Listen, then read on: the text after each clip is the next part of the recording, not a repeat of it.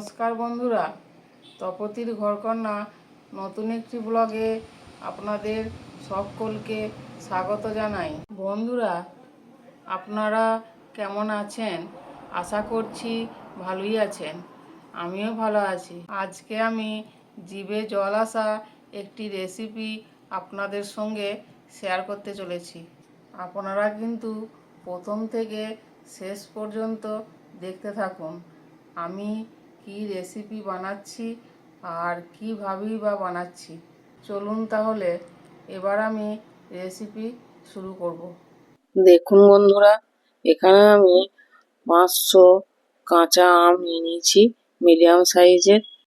আপনারা চাইলে কিন্তু এর থেকে বেশিও নিতে পারেন।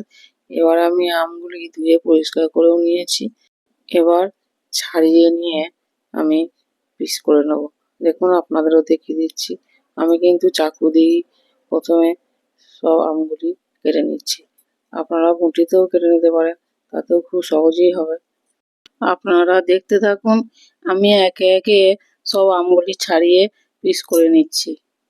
এই গরমের সময় ভাত খাওয়ার শেষ পাতে কার না একটু চাটনি খেতে ভালো লাগে বলুন।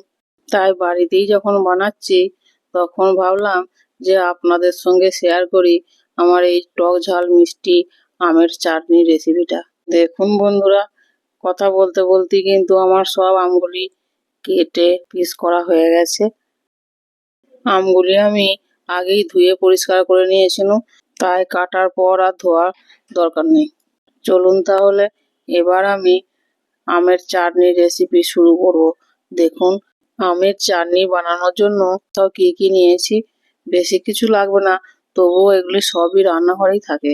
আর একটা আমি নিজে তৈরি করেছি একটা স্পেশাল মশলাও আছে।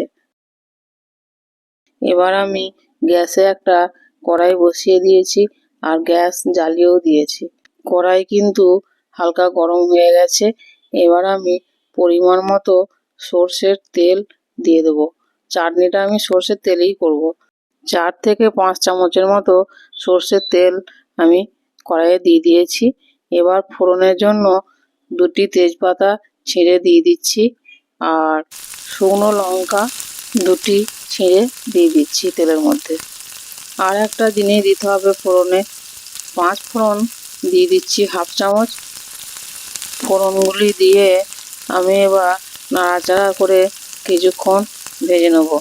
ফোড়নে যখনই একটা ভাজা ভাজা সেন্ট উঠবে তখনই কিন্তু আমি হাফ চামচ গোটা সর্ষে দিয়ে দিচ্ছি। সর্ষেটা আপনারা দিতেও পারেন, আবার নাও দিতে পারেন।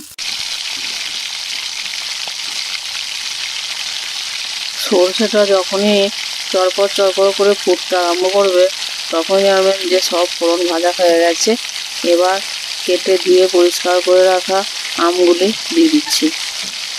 বন্ধুরা, আমি এখানে অল্পই আম নিয়েছি, আপনারা চাইলে কিন্তু বেশি করে আম চাটনি করে রেখে দিতে পারেন, অনেকদিন খাওয়াও যাবে। দেখুন বন্ধুরা, সব আমগুলি দিয়ে দিয়েছি। এবার আমি আমগুলি এইভাবে কিছুক্ষণ নাড়াচাড়া করে ভেজে নেব।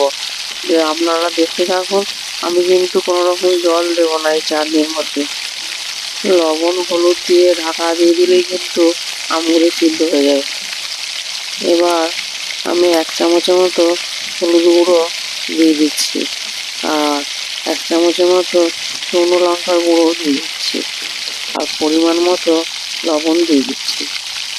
লবণ হলুদ আর শুকনো লঙ্কার গুঁড়ো দিয়ে ভালো করে আমি দেখুন নাড়াচাড়া করে কষিয়ে নেব। এইভাবে কিন্তু কষাতে কষাতেই দেখবেন সব আম সিদ্ধ হয়ে যাবে। এই সময় কিন্তু গ্যাসের আঁচটা লো টু মিডিয়ামই আছে বন্ধুরা, বেশি হাই করা যাবে না। এইভাবে কিছুক্ষণ নাড়াচাড়া করে সব মশলা একসঙ্গে মিশিয়ে নিয়েছি।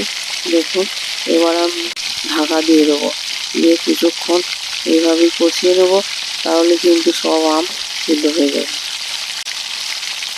মিনিট 2-3 মতো এভাবে ঢাকা দিয়ে আমি কষিয়ে নিয়েছি। দেখুন, আমের কালারও চেঞ্জ হয়ে গেছে আর কত সুন্দর রঙ এসে গেছে। এবার একটু নাড়াচাড়া করে নিচ্ছি। দেখেই নিশ্চয়ই বুঝতে পারছেন যে আম নরম হয়ে গেছে। দেখুন আপনাদের দেখিয়ে দিচ্ছি। এবার কিন্তু গুড় বা চিনি যা দেবেন দিয়ে দিতে হবে, তাহলে কিন্তু ভালো চাটনির স্বাদ হবে। দেখুন বন্ধুরা, এবার আমি 1 বাটি চিনি, মানে 300 থেকে 350 গ্রাম হবে, দিয়ে দিচ্ছি। আপনারা কিন্তু গুঁড়ো দিতে পারেন। চিনিটা দেওয়ার পর আমি ভালো করে নাড়াচাড়া করে মিশিয়ে নিচ্ছি। দেখুন আপনাদেরও দেখিয়ে দিচ্ছি। চিনিগুলি আমি আমের সঙ্গে ভালো করে মিশিয়ে নিচ্ছি। দেখুন, এইভাবে যদি জল না দিয়ে চাটনি করা যায় তো দারুণ টেস্টও হবে, আবার অনেক দিন থাকবেও। দেখুন কীরকম হয়েছে, চিনিটা গলে যেয়ে কেমন ঝোল ঝোল হয়ে গেছে। এবার আমি ঢাকা দিয়ে কিছুক্ষণ ফুটিয়ে নেব। ঢাকা খুলে এবার আপনাদের দেখাচ্ছি। দেখুন চাটনির কালার কত সুন্দর এসেছে, আর আমও কিন্তু ভালোই সিদ্ধ হয়ে গেছে। এখন যেহেতু ছোট আম, তাই আমগুলো অনেক নরম হয়ে গেছে আর গলেও গেছে। দেখুন তবু জল দেওয়া নাই। এবার আমি সেই ঘরেতে বানানো ভাজা মশলাটা উপর থেকে ছড়িয়ে দিচ্ছি। এটা দিলে কিন্তু চাটনির স্বাদ খুবই ভালো হয়। আপনারা নিশ্চয়ই দেখেছেন যে সব তরকারিতে আমি এই ভাজা মশলাটা দিয়ে থাকি। আমের টক ঝাল মিষ্টি চাটনি আমাদের রেডি হয়ে গেছে। ঢাকা দিয়ে রেখে দিচ্ছি কিছুক্ষণ। এবার আমি একটা বাটিতে ঢেলে পরিবেশন করছি। দেখুন চাটনিটা এমন আটা আটা হয়েছে যে অনেকদিন রেখে খেতে পারবেন। এবার আমি একটা ছোট বাটিতে নিয়ে পরিবেশন করছি। এবার আমি এই চাটনিটা টেস্ট করে বলবো যে কীরকম হয়েছে। বন্ধুরা, এর টেস্ট কিন্তু দারুণ হয়েছে। দেখে নিশ্চয় আপনাদেরও জিভে জল চলে আসছে। তাহলে তো অবশ্যই বাড়িতে বানাতে হবে। আমি তো খেয়ে বলছি যে দারুণ হয়েছে। আপনারাও খান বাড়িতে বানিয়ে, তাহলেই এর টেস্ট বুঝতে পারবেন। আমি কিন্তু এইভাবেই অল্প অল্প করে আমের চাটনি বা আচার করে রেখে দিই, দিয়ে সারা বছর খাই।